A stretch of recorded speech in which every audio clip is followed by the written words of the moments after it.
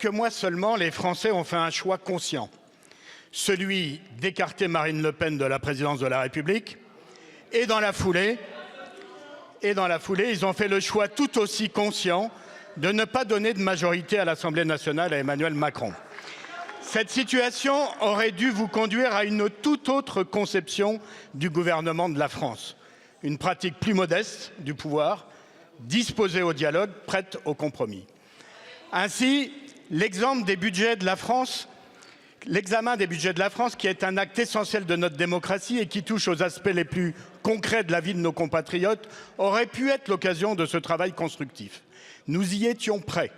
De nombreux amendements ont été déposés en ce sens, fruit du travail que nous tous, sur tous ces bancs, menons dans nos circonscriptions avec les populations, les acteurs économiques et sociaux. Or, ce travail de co-construction, vous préférez y couper court en dégainant le 49.3 sourire aux lèvres. À ce stade, vous ne faites pas le choix de doter la France d'un budget, mais celui d'empêcher la représentation nationale d'en débattre. Ainsi, nous ne débattrons même pas d'un budget aussi essentiel pour l'avenir de la nation et de nos enfants que celui de l'éducation nationale, où tant de choses sont à reconstruire. Nous ne débattrons pas davantage du budget des collectivités qui sont pourtant le premier rempart contre la crise. Alors, Madame la Première ministre, vous gagnez peut-être provisoirement, mais votre victoire est une victoire à la Pyrrhus. Hier, vous nous avez jugés irresponsables. À notre tour de vous mettre en garde et de nous inquiéter. En contournant l'Assemblée nationale voulue par le peuple, c'est le peuple que vous contournez.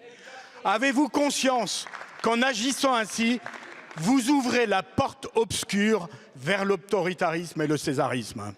Merci, mon cher collègue. La parole est à Monsieur Gabriel Attal, ministre délégué chargé des comptes publics.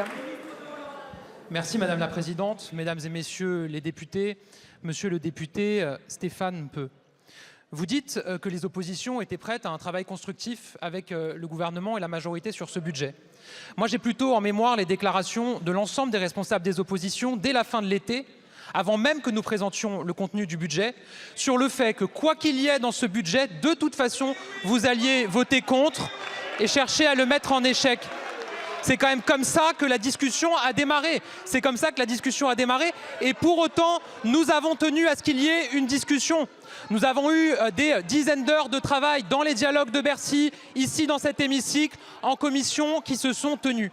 Mais à la fin, monsieur le député, il faut donner un budget au pays et il faut donner un budget à la sécurité sociale de notre pays. Parce que la réalité, c'est que si nous voulons continuer à les protéger avec le bouclier tarifaire, si nous voulons pouvoir revaloriser le salaire de nos enseignants, si nous voulons pouvoir recruter 3000 policiers et gendarmes supplémentaires comme nous nous y sommes engagés, il faut un budget pour la France. La seule détermination qui a été la vôtre, affirmée politiquement depuis plusieurs mois, c'est d'empêcher le gouvernement de donner un budget à la France.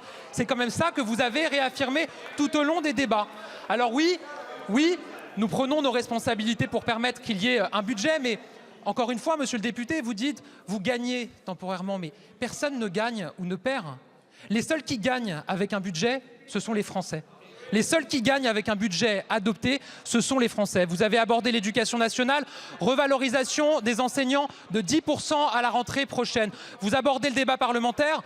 Nous retenons dans le cadre du 49.3 un amendement porté par le groupe Renaissance, Madame Stella Dupont, qui va permettre de revaloriser de 10% les AESH qui accompagnent nos enfants handicapés dans les écoles. C'est historique et c'est l'engagement de cette majorité et c'est le débat parlementaire. Alors, moi, ce que je souhaite, ce que nous souhaitons, c'est que pour la suite... Merci beaucoup, monsieur le ministre.